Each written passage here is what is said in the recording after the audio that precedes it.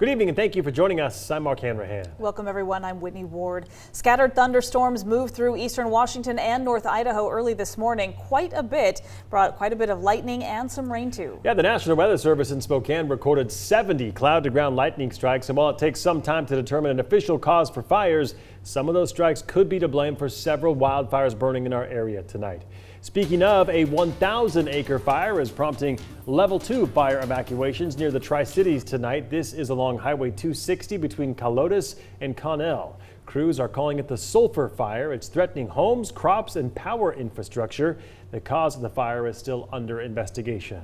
Lightning also likely started this fire on the Colville Reservation. It has an unusual level 3 evacuation, a mandatory evacuation for just one house. It's called the Williams Flat Fire, and one of our viewers sent us these pretty incredible photos. It started just after 3 o'clock this morning. The fire has burned 2,500 acres so far near Lake Roosevelt, about 7 miles southeast of Keller, and so far no containment yet. And in North Idaho, crews are starting to get the upper hand on another wildfire burning in Shoshone County. The Mica Creek fire is burning 40 acres just 4 miles south of Calder. Some good news, though, it is 50% contained now. But the Idaho Department of Land says they are not taking any chances and they are hitting it hard. The reason? The fire is burning through a logging area, and part of what is on fire is timber that's already been cut down. Fire is part of the territory. But we're doing everything we can to go after fires very quickly and aggressively, like we're seeing here with the Mica Creek fire, so we can preserve that resource as much as possible. 80 people are fighting that fire right now, along with 2 helicopters dropping water and retardant. The cause is still being investigated, but the Idaho Department of Lands actually says there were not any lightning strikes in the area this morning. To weather now, the wildfire risk is not over. The inland Northwest is facing high fire danger as we head into the weekend. Yeah, Thomas Patrick is in the Weather Center right now tracking all of that, including high temperatures. And we know wind is not a good thing to add to the mix, right? Yeah, and the wind is the primary factor when it comes to how high the fire danger will be, especially in the days to come. It was pretty high today with wind gusts up to around 30 miles per hour in association with the weather system that was pushing through. It was responsible for the lightning strikes we saw this morning and some of the strong winds throughout the day, but that is starting to depart the area. But before I exit out of our Doppler radar, let me zoom in on the Colville Reservation, because this little bit of green you see in the center of the screen, I believe that is the wildfire smoke from the Williams Flat Fire that is getting picked up by the Doppler radar in Spokane. There are those wind speeds today at about the 20 to 30 mile per hour range overall, but that is starting to calm down tonight. It's backed off to only 9 miles per hour generally out of the west, as temperature is 70 degrees as of the 11 o'clock hour right now. Expecting things to be in the upper 80s to low 90s this weekend with lots of sunshine. That's just the beginning of a hot stretch in the days to come. So coming up, we'll give you an idea of how many days will be in the 90s next week, and we'll compare the lightning storm from this morning to the one we saw last week. That's in just a few minutes. Sounds good, Thomas. Thank you very much. New developments in a cold case out of Hope, Idaho. Shirley Ramey was a 78-year-old grandmother found shot to death in her home back in April of 2017. Well, tonight, police say they have a suspect. The Bonner County Sheriff's Office believes Judith Carpenter is the one who killed Ramey.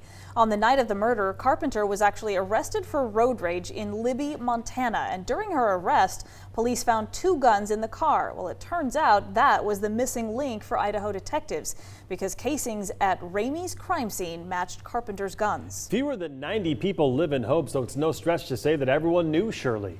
The Bonner County Sheriff says solving this case can finally bring some closure to her family and to the community. When something like this, it's really devastating. You feel like you're at risk and you just don't know. And so many people in our community had questions about who committed this and why. And I think that brings closure to the community too.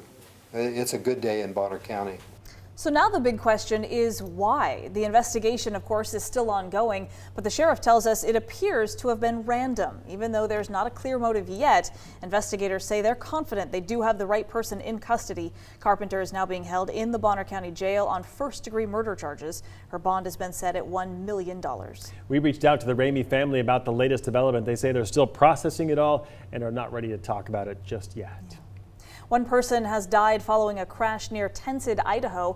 It happened on Highway 95 this afternoon, and it was a bad one. Idaho State Police say a semi and a truck collided, catching both vehicles on fire. Crews say the fire then spread to a nearby field. The driver of the truck was killed, and the driver and the passenger of the semi had to be rushed to the hospital. No word tonight on their condition. Good news coming out of Minneapolis tonight. The 5-year-old boy who was thrown from the third-floor balcony at the Mall of America is improving. Doctors released him out of the intensive care. He is now being treated at an inpatient physical therapy rehab facility. The incident happened back in April when the 5-year-old was thrown nearly 40 feet down by a random man, Emmanuel Aranda. He is currently serving a 19-year sentence in prison for attempted first-degree murder. The little boy is still, of course, on a long road to recovery, but his family says they're just grateful to watch him heal.